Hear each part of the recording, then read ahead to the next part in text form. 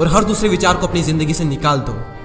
यही सफल होने का मूल मंत्र है। हमें से कई लोग डॉक्टर एपीजे अब्दुल कलाम साहब को इंस्पिरेशन मानते हैं, लेकिन क्या आपको पता है कि उनकी इंस्पिरेशन कौन है? स्वामी विवेकानंद। और सिर्फ यही नहीं, बल्कि निकोला टेस्ला, सुभाष चंद्र बोस, लाल बहादुर शास्त्री और भी कई सारे ऐसे लीजेंड्स हैं जिनकी इंस्पिरेशन स्वामी विवेकानंद है। आज हम स्वामी जी के जीवन की 3 कहानियां डिस्कस करेंगे और जीवन की बहुत बड़ी सीख है इन तीनों कहानियों में।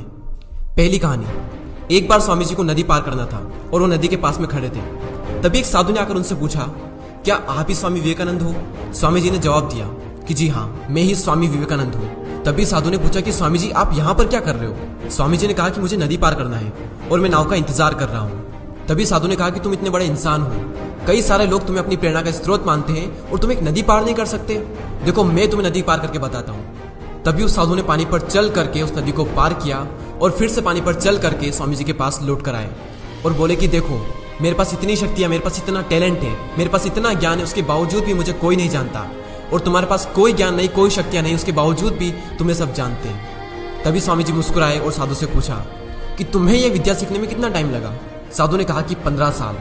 इतने में स्वामी जी की नाव आ गई और स्वामी जी ने साधु को नाव में बैठाया और वहां से चल दिए। दोनों ने नाव में बैठकर नदी पार की और पार करने के बाद स्वामी जी ने अपनी जेब से 1 रुपया बाहर निकाला और उस नाव वाले को दे दिया। यानी कि दोनों के मिला के 50-50 पैसे यानी 1 रुपया उन्हें दे दिया। तभी स्वामी जी ने साधु से कहा कि जो काम तुम 50 पैसे में कर सकते थे, उसके लिए तुमने अपनी जिंदगी के 15 साल बर्बाद कर दिए।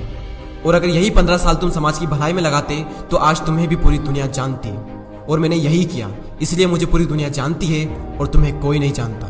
और स्वामी जी ने साधु से कहा कि तुम्हारी तरह कई सारे लोग ऐसी चीजों में अपने दिन, हफ्ते, महीने, साल लगा देते हैं जिनका उनकी जिंदगी में कोई मतलब नहीं निकलता। इसलिए अपने टाइम को ऐसी जगह पर लगाओ जहां पर उसका एक्चुअल में कोई सेंस निकले, क्योंकि टाइम से बढ़कर इस दुनिया में कोई भी इंपॉर्टेंट चीज नहीं है।